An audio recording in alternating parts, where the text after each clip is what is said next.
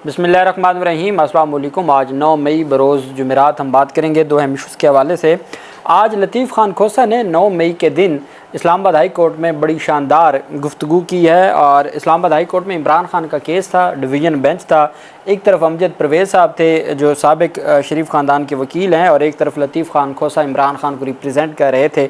बहुत अहम दलाइल हुए, और जो आज कोशिश की जा रही थी कि स्ट्राइक का बहाना बना के आज समाअत ना हो सके, तो लतीफ़ खान खोसा ने वो नाकाम बना दी। अहम समाअत हुई, उसकी तफसील मैं आपके साथ शेयर करूँगा।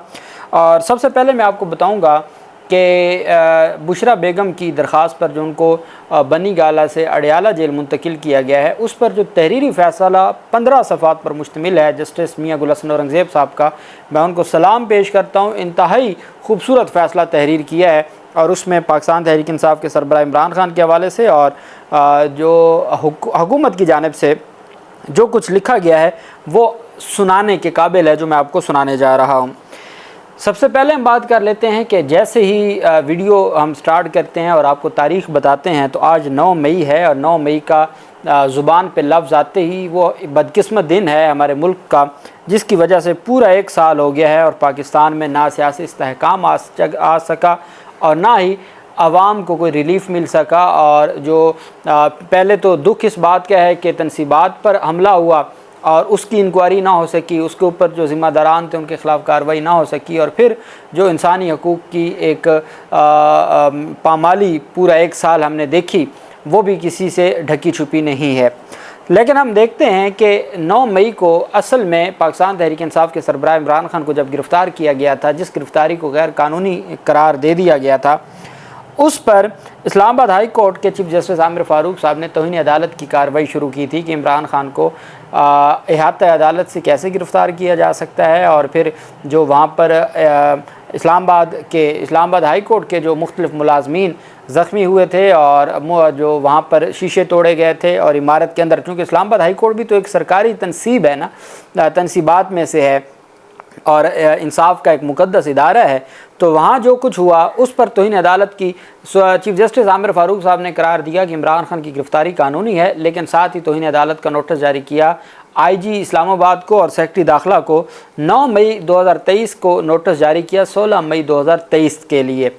फिर इमरान खान की उस जो फ़ैसला था उसको चैलेंज कर दिया गया। मुअज़्ज़ज़ सुप्रीम कोर्ट में चीफ जस्टिस उमर अता बंदयाल साहब थे, उन्होंने, अतर मिनल्ला साहब भी उस बेंच का हिस्सा थे, 3 रुकनी बेंच ने समाअत की, इमरान खान को रिहा कर दिया। तौहीन अदालत की हद तक जो सिर्फ गैर कानूनी गिरफ़्तारी कहा गया था उसको गैर कानूनी करार दे दिया, बाकी मामला भेज दिया इस्लामाबाद हाई कोर्ट में। फिर आपको याद होगा कि यहाँ तक भी एक जज साहब ने इस्लामाबाद हाई कोर्ट में ये कहा था कि वो ज़ालिम तो हमारी CCTV भी लेके है और CCTV फुटेज भी नहीं है। बाद में मुकदमा दर्ज करवाने का भी कहा गया था इस्लामाबाद हाई कोर्ट की जानिब से, लेकिन कोई मुकदमा दर्ज ना हुआ। वो जो 9 मई को तौहीन अदालत का नोटिस भेजा था सेक्रेटरी दाखिला को और IG इस्लामाबाद को, आज 9 मई 2024 आ गई है। उस वक्त 9 मई 2023 को कहा था कि 16 मई 2023 को जवाब जमा करवाएं, शोकास जारी किया जाता है।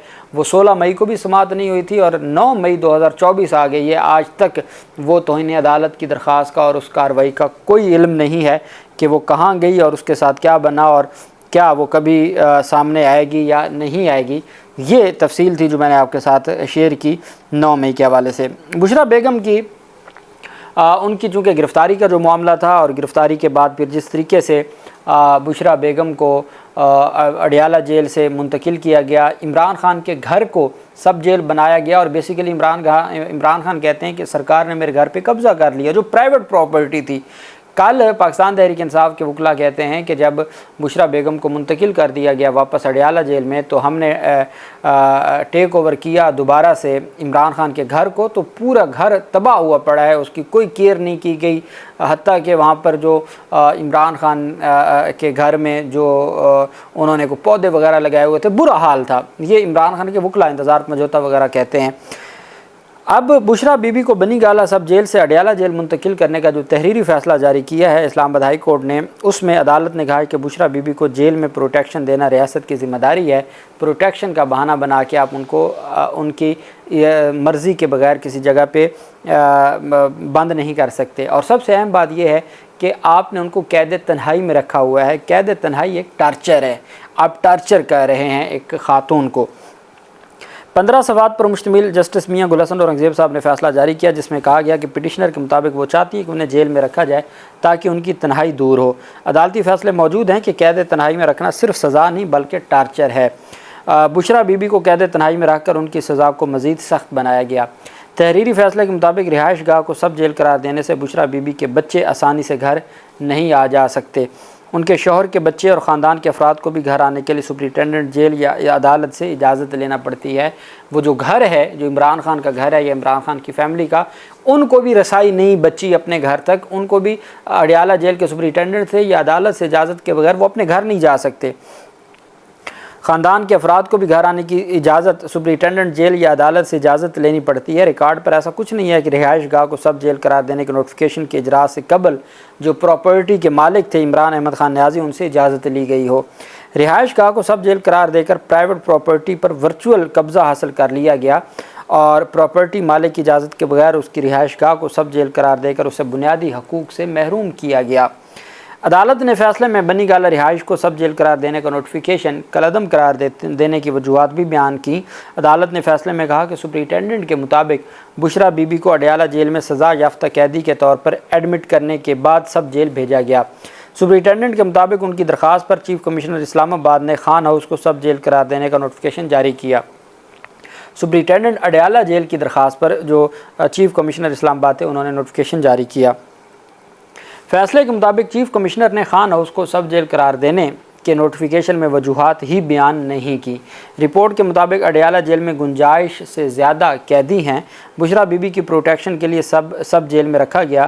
رپورٹ کے مطابق جیل میں 2174 کی گنجائش ہے، مگر 7000 قیدی 75 خواتین کو رکھنے کی جگہ پر 250 خواتین قیدی ہیں۔ عدالت نے کہا کہ ریکارڈ کے مطابق بشرا بی بی کو سب جیل میں رکھنے کے بعد بھی 125 خواتین جیل میں بطور قیدی لائی گئیں۔ بشرا بی بی کو جیل میں پروٹیکشن دینا ریاست کی ذمہ داری ہے۔ سزا یافتہ قیدی کی جیل سے منتقلی کے لیے آئی جی جیل خانہ جات کا آرڈر ضروری ہے۔ بشرا بی بی کو اڈیالہ جیل سے سب جیل منتقل کرنے کے لیے آئی جی جیل خانہ جات کا آرڈر سرے سے موجود ہی نہیں ہے۔ ایک پیراگراف لکھا ہے جسٹس میاں گل حسن اورنگزیب صاحب نے، جو بہت اہم ہے اور بہت ریلیونٹ ہے۔ انہوں نے کہا it is also does not appear to reason as to why the petitioner has been labelled by the superintendent, کہ جی اس بات کی بھی ہمیں کوئی وجہ نظر نہیں آئی کہ سپرنٹینڈنٹ اڈیالہ جیل نے بشرا بیگم کو کیوں یہ ٹائٹل دیا، سپرنٹینڈنٹ اڈیالہ جیل نے، as a lady of high sensitive category, کہ جی بشرا بیگم ایک ہائی لیول کی سینسٹیو کیٹیگری میں فال کرتی ہیں، اس وجہ سے ان کو سب جیل میں منتقل کیا گیا۔ Entitling her to be a لodge in sub jail but her husband Imran Ahmed Khan, کہ آپ نے بیوی کو تو ہائی سینسٹیو کیٹیگری کی لیڈی قرار دے کر سب جیل میں ٹرانسفر کر دیا، لیکن جو ان کے خاوند ہیں، سابق وزیر اعظم ہیں، ہو واز آلسو ان سٹ جیل، جو اس جیل میں وہ بھی اسی جیل میں اڈیالہ جیل میں قیدی ہیں، has been denied such privilege, ان کو تو ایسی کوئی پریولیج آپ نے نہیں دی۔ عمران احمد خان نیازی کو تو آپ نے ایسی کوئی، آپ اتنی چنگے ہیں اور آپ کہتے ہیں کہ جی بشرا بیگم ایک لیڈی آف سینسٹیو کیٹیگری میں فال کرتی ہے، اس وجہ سے ان کو سب جیل میں رکھا گیا ہے، تو ان کے خاوند جو سابق وزیر اعظم ہیں ان کو تو آپ نے ایسی کوئی پریولیج نہیں دی، حالانکہ وہ بھی اسی اڈیالہ جیل میں موجود ہیں۔ یہ عدالت کی جانب سے لکھا گیا، اور بہرحال عدالت نے یہ جو سارے کا سارا معاملہ ہے اس پر ان کو اب اڈیالہ جیل میں منتقل ہو چکی ہیں، اور آج ان کی پہلی ملاقات ہوئی ہے فیملی اور وکلا کے ساتھ۔ انہوں نے کہا ہے کہ میں خوش ہوں، چونکہ میں وہاں بھی ٹھیک تھی، یہاں بھی ٹھیک ہوں، لیکن میں خوش اس وجہ سے ہوں کہ عمران خان پر جو انگلیاں اٹھائی جا رہی تھیں میرے سب جیل میں ہونے کی وجہ سے، اب مجھے سیٹسفیکشن مل گئی ہے، اب مجھے اطمینان مل گیا ہے کہ اب عمران خان پر کوئی انگلیاں نہیں اٹھائے گا، چونکہ ان کی بیوی بھی عام قیدیوں کی طرح جیل میں ہے۔ بس مجھے یہ سیٹسفیکشن چاہیے تھی جو مجھے مل چکی ہے۔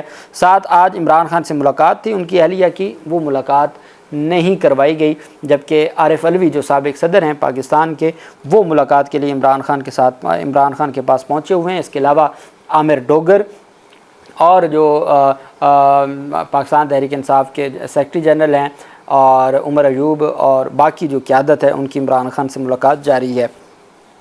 اسلام آباد ہائی کورٹ میں عمران خان کی درخواست ضمانت جو 190 मिलियन पाउंड स्कैंडल केस है या अलकादर ट्रस्ट केस, उसमें जो बार बार कभी अमजद परवेज़ साहब जो स्पेशल प्रोसिक्यूटर है नैब के, उनकी जानिब से कोई ना कोई अदालत के सामने डिलेइंग टैक्टिक्स इस्तेमाल किए जाते थे या बेंच अवेलेबल नहीं होता था और कैंसिल हो जाती थी। आज जब समाअत शुरू हुई, चीफ जस्टिस आमिर फ़ारूक की सरबराही में जस्टिस तारिक महमूद जहांगीरी साहब इस बेंच का हिस्सा थे और इमरान खान के वकील लतीफ़ खान खोसा हैं और नैब के वकील जो स्पेशल प्रोसिक्यूटर हैं अमजद परवेज़ साहब।